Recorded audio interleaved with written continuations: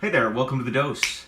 My name is Brian McIntosh. You know, we've all heard the phrase, or the old cliche, you gotta stand for something or you'll fall for anything, right? There's even Aaron Tippin even did a song, right?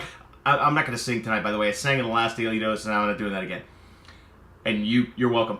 The reason why I think about that, you've gotta stand for something, is because recently I was listening to a training from one of the most phenomenal trainers I've ever heard. My mentor, Mr. Buck Reed, was talking about how the population can be divided up into certain groups based on how influenced those people might be.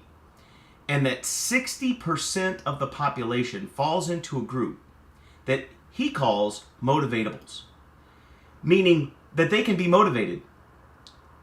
Which on the surface sounds like it would be a really good thing, right? But what it really means is that they can be motivated to the good or they can be motivated to the bad. And back and forth. In other words, about 60% of the population, if they're in an environment that supports something like health and wellness or something, then they're all charged up about that. But as soon as they get home and their brother says, hey, let's eat pizza and drink beer, they're like, oh, yeah, okay, cool. In other words, they sway in whatever direction the majority goes. Now, if that's true, that means that if 60% of the population is this way, then it means that 6 out of 10 of us are this way, which means there's a good chance that if you're listening to this Daily Dose, you might fall into that category. And I know that as a younger man, I certainly did.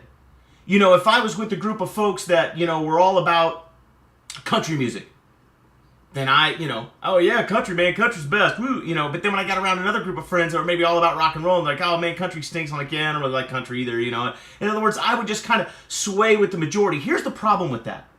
If we just kind of go along with the majority, the majority is broke. Did you get that? The majority is divorced. The majority is fat. The majority is dependent upon the government or relatives to take care of them.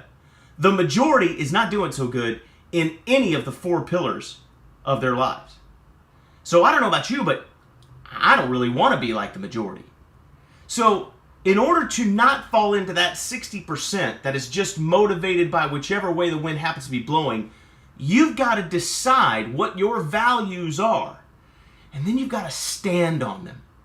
And this is much more difficult than it sounds. Because you see, it's hard to be the only Cowboys fan living in San Diego, California, or in Virginia Beach, Virginia, where the whole planet is a Redskins fan, right? But you got to stand firm.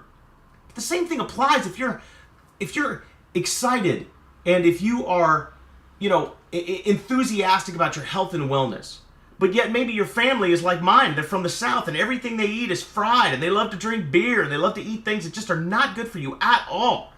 Well, you might have to be the one that says, hey, you know what, I'm going to refrain because I'm concerned about my health and wellness. And that opinion or that perspective might be unpopular, but see, you've got to stand on that.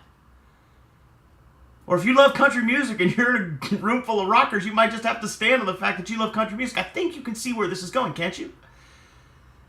And the importance of this cannot be overstated because if you stand on your principles, then you will become known for one who is consistent. And people will know where they stand with you. And when people know where they stand with you, they trust you more. They like you more. They want to be led by you and they'll allow themselves to be influenced by you, which in turn opens up more opportunities for you and can improve every area of your life. And that's the dose.